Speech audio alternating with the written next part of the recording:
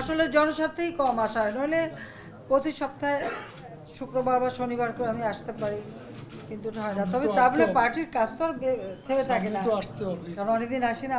আমারও মনটা ছুটে যাচ্ছিল যে আমি যাই। আর এখন তো আবার এখান থেকে আবার একটু বসে বসে দেখতে পারি অফিসে সবাই গুড়গুড় করে, মানে আবার ফোনের সাথে ক্যামেরা কানেকশন। একটা জিনিস সবসময় মানুষের কাছে পৌঁছতে হবে যে একমাত্র আওয়ামী লীগ আসলে দেশের যে উন্নতি হয় এটা নিশ্চয়ই মানুষ এখন মানে উপলব্ধি করতে পারছে। বরং যতটুকু আমরা ওয়াদা করেছিলাম সেটাও আমরা সম্পন্ন করেছি।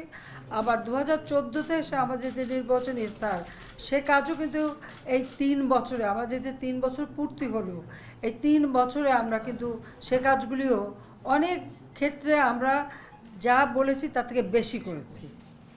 এটাই হচ্ছে আওয়ামী লীগ। এখন আবার সামনে ইলেকশন, আমাদের আগামী ম্যানিফেস্টো আমরা কি করব সেগুলি আমাদের এখনই চিন্তাভাবনা হচ্ছে। আমাদের যেমন উপদেষ্টা পরিষদরা ইতিমধ্যে আমি বলে দিয়েছি, সেখানে আমাদের আলাদা আলাদা সেল করে কতগুলি বিষয় ভিত্তিক সেখানে বসে, যেহেতু আমরা 2021 সাল পর্যন্ত ইতিমধ্যে আমাদের কর্মসূচি আমরা ঘোষণা দিয়েছি, তো সেটা আমরা বাস্তবায়ন অনেকগুলি কিন্তু হয়ে গেছে আমাদের, বরং আরও বেশি আমরা করতে পারছি। তাহলে আমরা 2041 সালে যে বাংলাদেশকে উন্নত করব, তো সেখানে আমাদের কি কি কাজ করতে হবে সেটা একদিকে। আরেকটা হচ্ছে জাতিসংঘ যে তাদের মানে ঘোষণা, যেমন এমডিজি যেটা আমরা বাস্তবায়ন করেছি, আর এসডিজি অর্থাৎ সাস্টেনেবল ডেভেলপমেন্ট গোল, সেটাও এখানে কিন্তু প্রায় 56টা আছে আমাদের, মানে আমাদের সপ্তম পঞ্চবার্ষিক পরিকল্পনায় আমরা সেটা নিয়েছি যে সবসময় একটা আত্মবিশ্বাস নিয়ে চলতে হবে, দৃঢ়তা, সততা, কারণ সততার শক্তি অনেক বেশি, এটা মাথায় রাখতে হবে।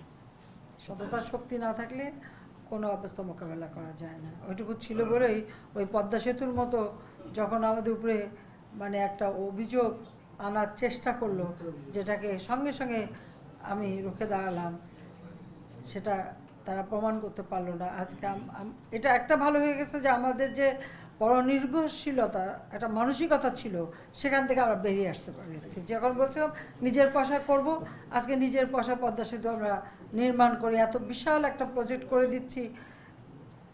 আমি জানি আমরা যখন পদ্মা সেতুটা সম্পন্ন হবে, পৃথিবীর অনেক দেশ তখন আমাদেরকে অনুকরণ করে তাদের নদীর উপরে সেতু করতে চেষ্টা করবে। আগে যে খরস্রোতা নদীতে অনেক দেশই আছে সেতু নির্মাণ করতে সাহসই পেত না, এই পদ্মা সেতু তাদের সাহস জোগাবে।